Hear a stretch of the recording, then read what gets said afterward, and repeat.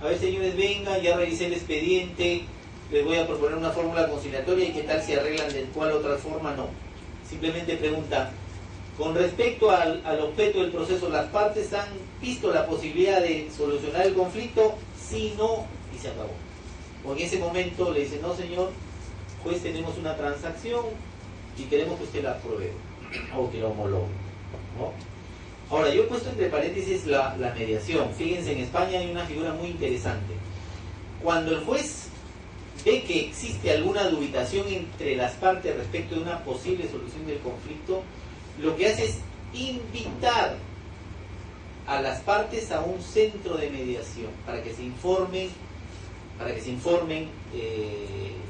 cuál es el objeto de la mediación, en qué términos podrían solucionarlo, en cuántas audiencias y qué sé yo.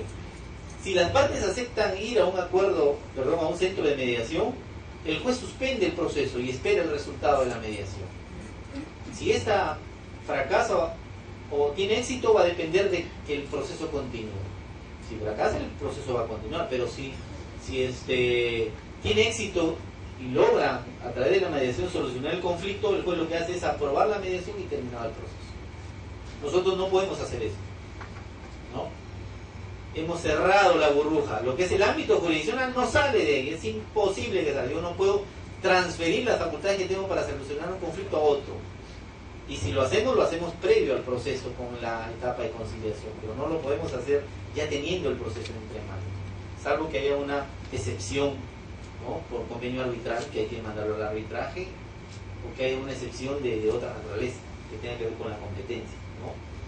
Entonces, lo primero que se hace es ver si hay un acuerdo o transacción, luego vamos a ver una por una, se examinan las cuestiones procesales, impiden la continuación del proceso, se hacen los puntos controvertidos, se propone y se admite la prueba. Ahí termina esta audiencia, porque como ustedes se darán cuenta, la audiencia previa, como nos enseñó Tom Reitz, que es el padre del saneamiento procesal, esta audiencia previa sirve para preparar el juicio, es decir, para preparar la actividad probatoria, para evitar que el proceso continúe y que tenga algún defecto, mácula o alguna deficiencia que pueda permitir que el proceso continúe adecuadamente, ¿no? Pero algo que sí me llamó la atención es que nosotros tenemos una regla para archivar el proceso, concluirlo, el rechazo, el archivo, qué sé yo, ¿no? Ante la inconcurrencia de las partes, fíjense ustedes, hay reglas distintas a las nuestras. Si no concurren las partes, es lógico, no se archiva el proceso. Ahí se habla de sobreseimiento, y nosotros el sobreseimiento lo hemos más o menos vinculado a lo penal, ¿no? Pero ellos lo siguen utilizando.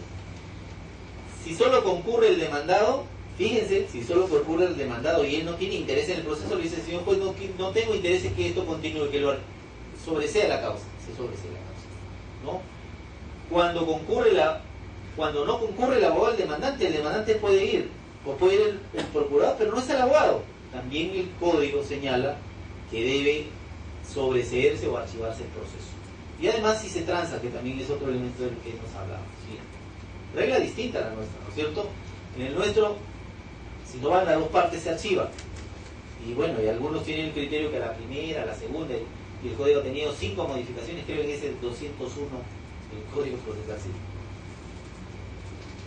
Bien, entonces, fíjense, ¿qué se analiza en las cuestiones procesales? Más o menos el saneamiento que se hace en esta partecita de la audiencia es determinar qué tipo de elementos a partir de la denuncia de la parte demandada en la contestación de demanda se analizan estos elementos, ¿no? Falta de capacidad o representación. Fíjense, todas se parecen a las excepciones que manejamos en nuestro sistema. Pero ustedes revisen la ley de enjuiciamientos civiles, no van a encontrar un solo capítulo o artículo que diga cuáles son las excepciones procesales o sustanciales que proceden. No hay. Porque el código les llama formas de oposición.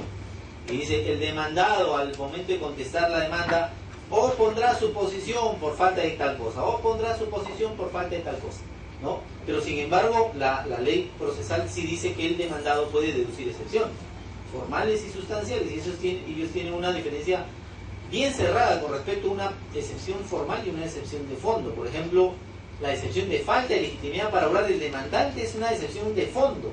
Ellos no se atreven a resolverla acá, lo hacen conjuntamente con la sentencia, en el entendido que es una condición de la acción. ¿Bien? acumulación de acciones, fíjense, tenemos una forma ahí de cuestionar la acumulación de pretensiones en nuestro sistema. Yo le sigo llamando acciones. Nosotros no tenemos ese mecanismo, por si acaso. Lo podemos hacer vía nulidad, vía algún elemento incidental o algo que tenga que ver con el cuestionamiento de que se ha acumulado mal, pero no lo tenemos. La cosa juzgada, la independencia, la tenemos como excepciones. No tenemos la falta de debido litisconsorcio, fíjense. A veces ocurre que hay procesos donde falta alguien y el juez no se dio cuenta y la parte tampoco no lo dijo.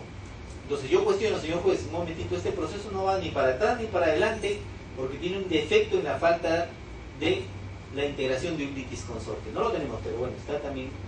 Inadecuación del procedimiento la teníamos también hace mucho tiempo, ya no la tenemos. Es cuando se da un trámite distinto, por ejemplo, se ha ido al ordinario cuando debería ser verbal o a la inversa, ¿no? Aunque hay unas excepciones que quiebran la regla general. Defecto en el modo de proponer la demanda o la reconvención también la tenemos como excepción, entre otros elementos, ¿no? La falta de competencia o jurisdicción ni siquiera se hace como excepción, se hace como declinatoria de competencia. Y puede ser a pedido de parte de oficio por el juez, ¿no? De oficio cuando no lo hizo la parte, no cuestionó y no hay nada que ver en ese tema en la audiencia previa, pero el juez al revisar el expediente se da cuenta que le falta la competencia. Siguiente. Esta parte es importante porque mucho se critica el sistema oral. Oye, un sistema oral adecuado es donde el juez oralmente in voce decide todo, inclusive sentencia, no como en nuestro sumarísimo. Creo que en el ámbito penal es así. Es más, en el ámbito penal se ha ido mucho más allá. Hay algunas decisiones como las objeciones que ni siquiera necesitan motivación, ¿no? Bueno, no se ha llegado a eso en España, María, se cuida mucho la motivación en España.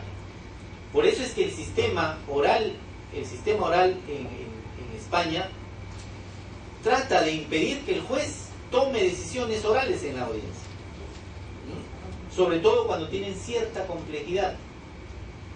Más o menos cuando el juez quiere decidir algo y lo quiere hacer oral, el abogado se levanta y le dice, señor juez, requiero que usted decida por auto. Y el juez decide por auto y le notifica el auto y ese auto será apelado o tendrán conformidad las partes. Eso va a depender del contenido, ¿no? Si por ejemplo tiene más de una cuestión, dice la ley de enjuiciamientos, de las que hemos mencionado en la diapositiva anterior, el juez se reservará la decisión para resolverlas en un solo auto, ¿no? Pero si hay algunas cosas simples, en algunos casos el mismo código lo permite, el juez las decide oralmente. Pero eso sí, si el abogado le exige que aún después de haber tomado decisión en la audiencia requiere que la motive para generar una impugnación, lo tiene que hacer. No hay ningún inconveniente. Entonces, el sistema oral español permite que el juez haga las dos audiencias y que se despache con toda tranquilidad en la audiencia, pero le impide resolver oralmente algunas situaciones que el legislador considera que son importantes para el tema de fondo o para el tema formal. Siguiente. Fíjense luego que viene pues ya la resolución de los elementos que hemos verificado en la audiencia previa de un saneamiento elemental para continuar con el proceso. Las partes hacen alegaciones, comentarios, pueden rectificar o hacer adiciones y peticiones sobre hechos nuevos, ¿no? Y presentar documentos y dictámenes que lo sustenten. Es decir, fíjense una cosa, tenemos acá una diferencia sustancial con lo nuestro. Nuestro sistema es un sistema cerrado de postulación, ¿sí? ¿Por qué digo que es un sistema cerrado de postulación? Porque la demanda y la contestación son dos elementos preclusivos. Lo que se diga en la demanda y lo que se diga en la contestación ya no se puede cambiar en un momento futuro, salvo que se trate de hechos nuevos. En el sistema español hay alguna posibilidad adicional, inclusive de incorporar nuevas pretensiones. Yo digo, quiero incorporar una pretensión nueva en una audiencia, y si la otra parte está de acuerdo, el juez la acepta y ya habrá que cimentar la discusión contradictoria sobre ese tema y resolver una sentencia. Entonces, ¿qué tenemos como elemento adicional en el proceso civil español? Que no tiene una postulación cerrada. Tampoco no es que la prueba se puede presentar hasta la Corte Suprema. La prueba se puede presentar si se trata de elementos extraordinarios como la prueba en la apelación en nuestro sistema, algo así. Se puede presentar inclusive en segunda instancia cuando se ve en la audiencia provincial. La audiencia provincial es un órgano jurisdiccional de segunda instancia Está por encima de los juzgados, está integrado por 3 magistrados, no jueces, porque jueces es el de primera instancia, y son los que resuelven.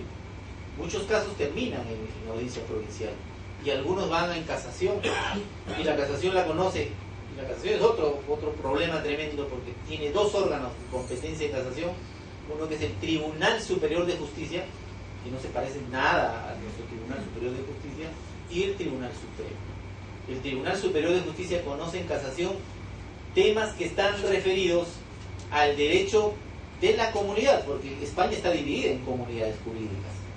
Cada comunidad tiene tiene un Tribunal Superior de Justicia. El derecho comunitario de esa comunidad, cuando resuelve el conflicto el juez con derecho interno comunitario, la casación la conoce el Tribunal Superior de Justicia. Y cuando se resuelve con el derecho nacional, la resuelve el Tribunal Supremo o la Corte Suprema. Principalmente, de acuerdo a la ley orgánica, la Sala Civil Primera de la Corte Suprema de España, ¿no? Siguiente. Bueno, luego viene lo que ya sabemos nosotros también, creo que lo tenemos como una etapa común, ¿no?